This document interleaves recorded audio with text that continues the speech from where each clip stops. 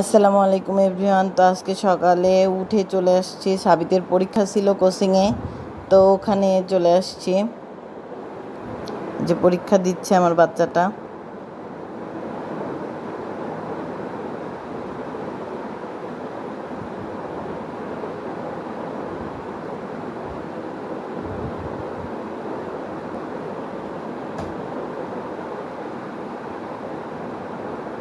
ওদের কোচিংয়ে স্কুলে অর্ধবার্ষিক হওয়ার আগে কোচিংয়ে হয় মডেল। তো বাসায় আসছি, বাসায় এসে ডোসা বানাইছি, ডোসা বানাই ওদের সকালে নাস্তা দিয়েছি। তো এরপরে চলে যাব আমি দুপুরের রান্নার জন্যে। তো দুপুরের রান্না আমি করবো, আজকে সময় নেই জন্যে আমি খুব তাড়াহুড়া করতেছি। তো আজকে মাংসটা আমি প্রেসারেই দিব, যাতে খুব দ্রুত হয়ে যায়। তো এই জন্য আমি প্রেসারের মধ্যে সব রেডি করতেছি।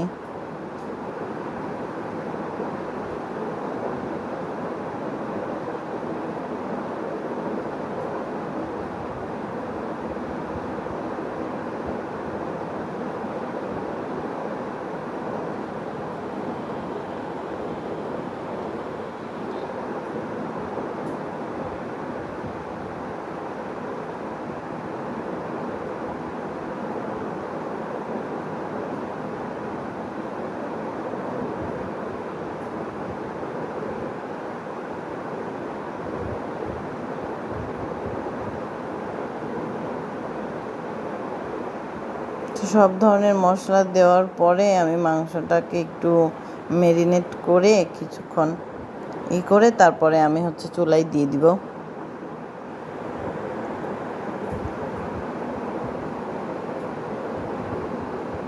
যে মশলা দেওয়া প্রায় আমার সব শেষ।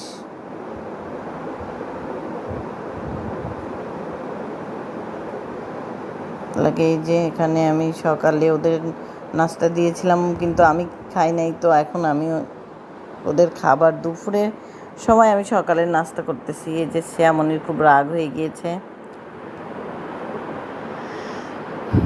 তো তারপরে আমি এই যে সব কাজ সারার পরে কাপড় চোপড় নাড়বো, ওই জন্য ছাদে যাচ্ছি এবং আমার গাছগুলাও দেখতে যাচ্ছি। তো গাছগুলা দেখতে ছাদে যাওয়ার আগে এই পুকুরের যে ইয়েটা আমার খুবই ভালো লাগে।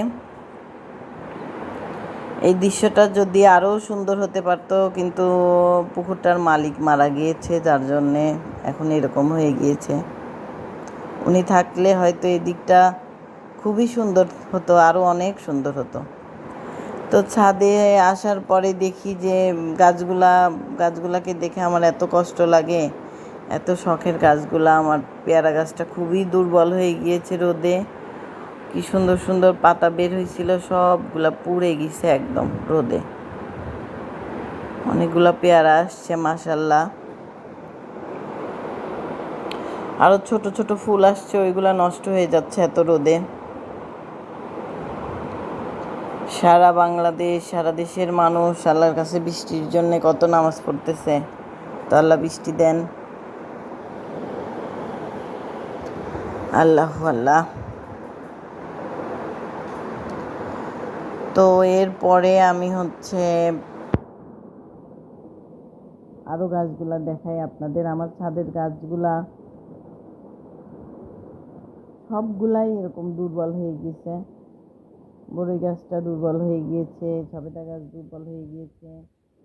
এখানে শাক লাগাইছিলাম আমি এই ড্রামটাতে, শাকগুলা বের হয়েছিল সুন্দর হয়ে, কিন্তু এই যে হলুদ হয়ে যাচ্ছে, ছোটো ছোটোগুলা হলুদ হয়ে গেছে, আর বাড়তেছে না। তো আজকে ভাবছি এগুলো উঠাই নেব, কেমন যেন হয়ে যাচ্ছে। এই যে এখানে ড্রাগন গাছটা হলুদ হয়ে গিয়েছে, অনেক কুশি ছাড়ছে মাশাল্লাহ, কিন্তু রোদে হলুদ হয়ে নরম হয়ে যাচ্ছে, গাছগুলার শরীর আর চলতেছে না।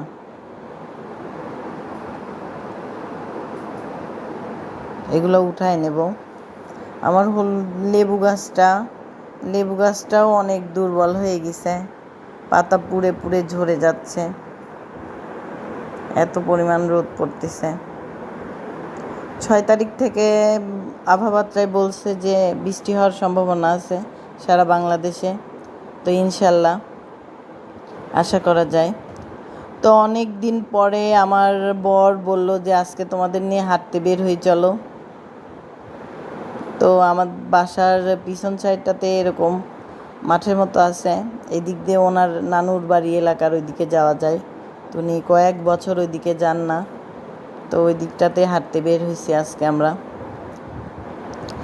এই দিকটাতে হাঁটতে বের হওয়ার আসার সবচেয়ে বড় কারণ হচ্ছে এইটা, আমার এই ফুলগুলা এত পছন্দের, এত ভালো লাগে মাশাল্লাহ। এই যে এখানে আছে আরও অনেক, কি সুন্দর, অনেক কড়ি আসছে, ফুল ফোটে নাই কিন্তু অনেক কড়ি আসছে মাশাল্লাহ।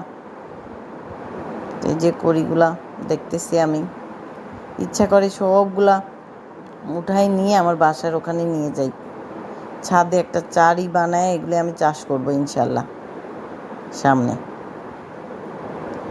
তো এই যে কথা বলতেছে উনি একজনের সঙ্গে, এই যে বাবার মেয়ে হাঁটতেছে হাত ধরে। তো এখানে আসার পরে দেখলাম এই যে হাঁসের বাচ্চাগুলো ঘুরতেছে। আমি গ্রামের মেয়েগুলো দেখতে আমার খুবই ভালো লাগে।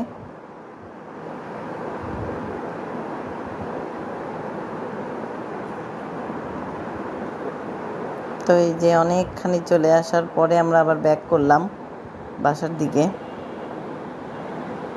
সে এমনই হাঁসের বাচ্চা দেখে খুব আনন্দ পাচ্ছে, একটা ধরে নিয়ে বাসায় চলে আসবে, তাই বলতেছে মা একটা চলো ধরে নিয়ে যাই। বুড়ি হাঁটতে হাঁটতে বুড়ি আর হাঁটতে পারতেছে না, তাই সেজন্য বাবা তাকে কোলে নিছে।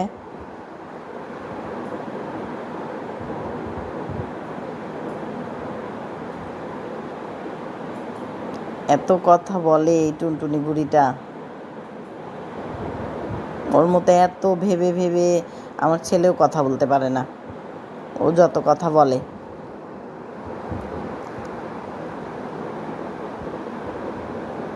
তো এই যে বাসার জন্য আবার রওনা দিয়ে দিয়েছি।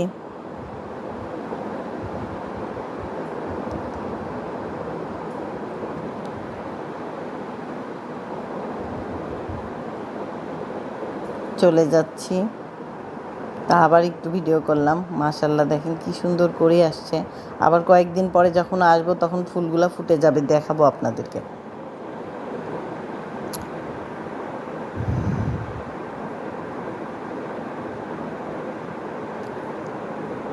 পুকুরটা থেকে একটু দূরে, কাছাকাছি হলে আমি কয়েকটা উঠাতাম। তো এখানে এই যে হাওয়াই মিঠালা আসছে আমার, আপনাদের ভাই বলল যে খাও তুমি আর শ্যামনি দুইটা খাও, তো আমাদের নিয়ে দিচ্ছে। আমি আসলে কখনো এরকম সরাসরি বানায় হাওয়াই মিঠা দিয়া দেখি নাই, তো এই ফার্স্ট টাইম। খুবই ভালো লাগতেছে ওনার বানানোটা দেখতে আমার,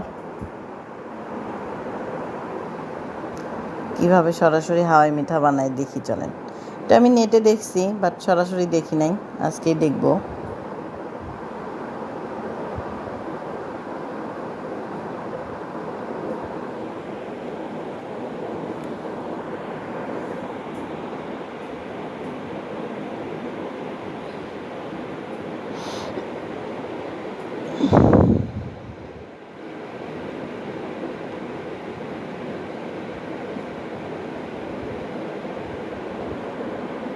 তো বানানোর আগে ওনার হাত উনি পরিষ্কার করে নিচ্ছে, ভালো লাগলো ওনার এই ব্যাপারটা আমার।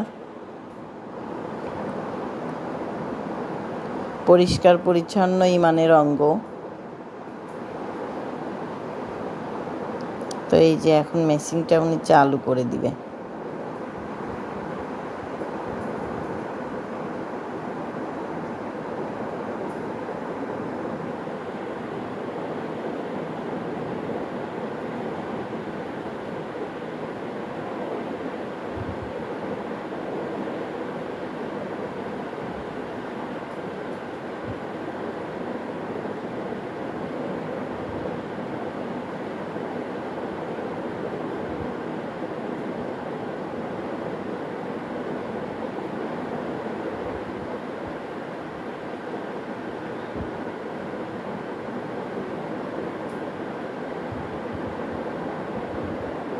কিভাবে চলে আসতেছে হাওয়াই মিঠা। তো হয়েই গেছে প্রায়।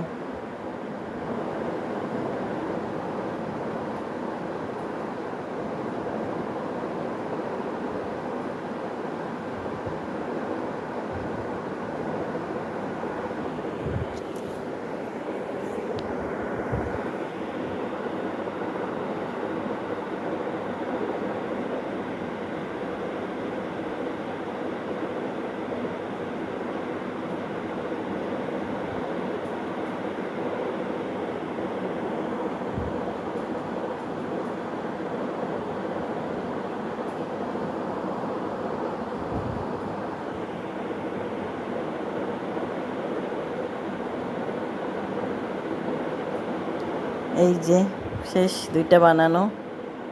তো এখন এই যে আমরা চলে যাচ্ছি আবার।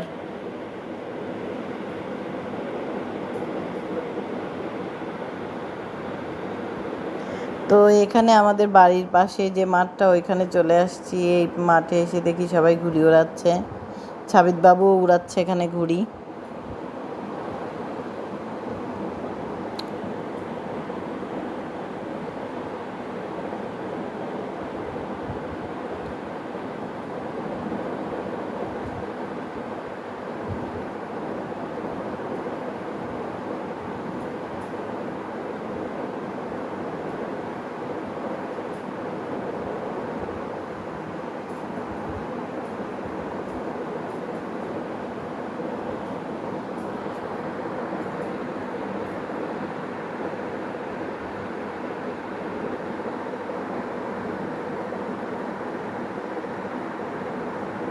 এই যে টুনটুনি বুড়ি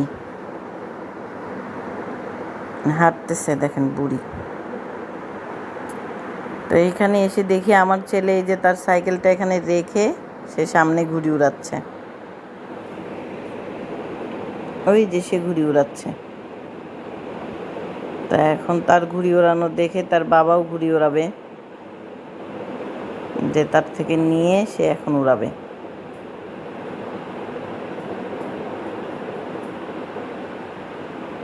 এই যে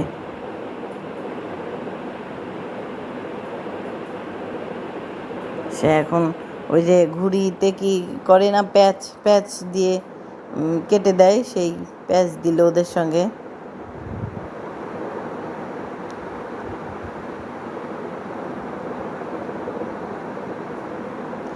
সে বাচ্চাদের সাথে খুব মজা করতে পছন্দ করে। এই যে প্যাচ দিছে, দিয়ে এখন সব চাচা ভাজতে এরা সব প্যাচ খেলতেছে ঘুড়ি দিয়ে। আমি দেখাচ্ছি আপনাদের, দাঁড়ান, যে সে কীভাবে ঘুড়ি খেলতেছে প্যাচ। তো এখানে এই বুড়িটাকে আমি বলতেছি যে চলো একটু নানু বাসায় যাই, নানু বাসায় নানুর সঙ্গে দেখা করে বাসায় চলে যাব। তো সে যাবে না আমার সঙ্গে, সে বাবার সঙ্গে থাকবে।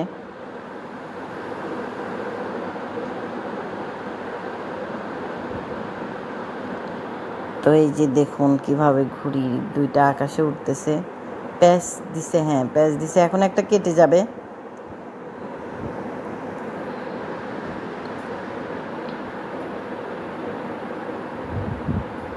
তো একটা কেটে চলে গেল। এই যে বুড়ি দৌড়াচ্ছে।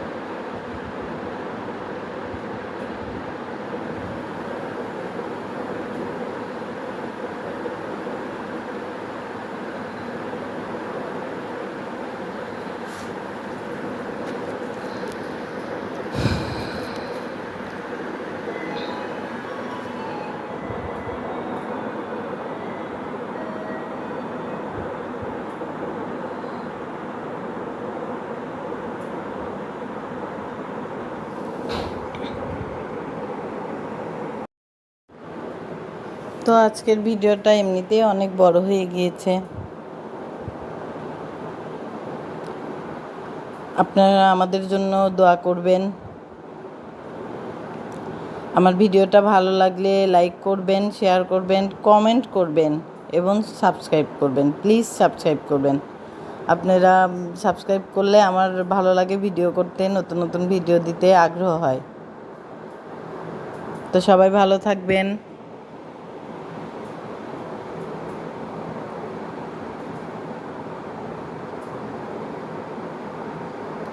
বুড়ি ঢং দেখাচ্ছে।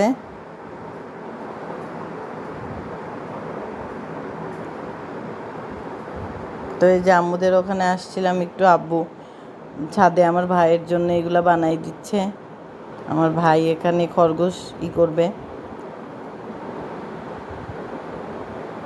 তো সবাই ভালো থাকবেন। আল্লাহ হাফেজ।